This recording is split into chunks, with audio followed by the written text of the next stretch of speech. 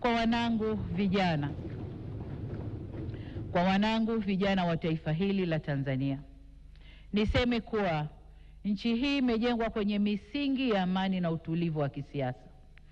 Sisi wazazi wenu tungeshawishika kufanya mlioyafanya wakati huu, nchi hii isingekuwa na neema na maendeleo mnayoyaona leo.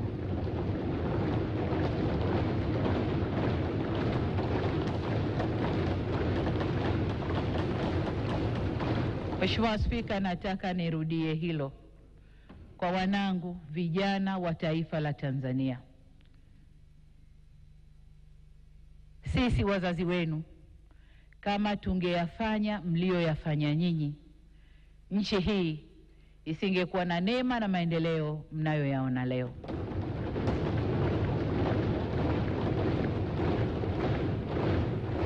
Hivyo ni wasihi sana wanangu vijana wa Tanzania, nchi hii ni yenu.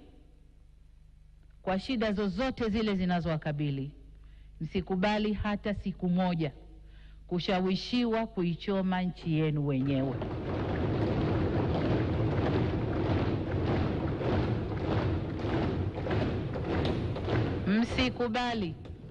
Msikubali kukata tawi la mti ambao mmeukalia. Msikubali kabisa. Hili nawaomba mlikatae kwa nguvu zenu zote. Ninyi ndio walinzi na wajenzi wa taifa hili, na wasihi kamwe msije kuwa wabomoaji wa taifa lenu. Mheshimiwa Spika, kuna wakati vijana hufuata mkumbo wa uhalifu kwa ushabiki. Ninatambua kwamba vijana wengi waliokamatwa na kushtakiwa kwa makosa ya uhaini hawakujua wanachokifanya. Nikiwa mama na mlezi wa taifa hili, ninavyoelekeza vyombo vya sheria na hasa ofisi ya mkurugenzi wa mashtaka kuangalia kiwango cha makosa yaliyofanywa na vijana wetu.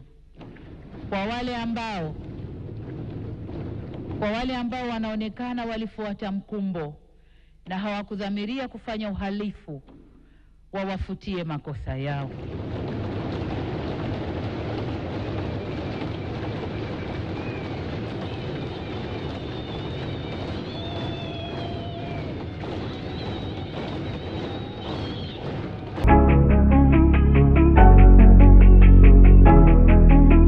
ST Bongo, nyumbani kwanza.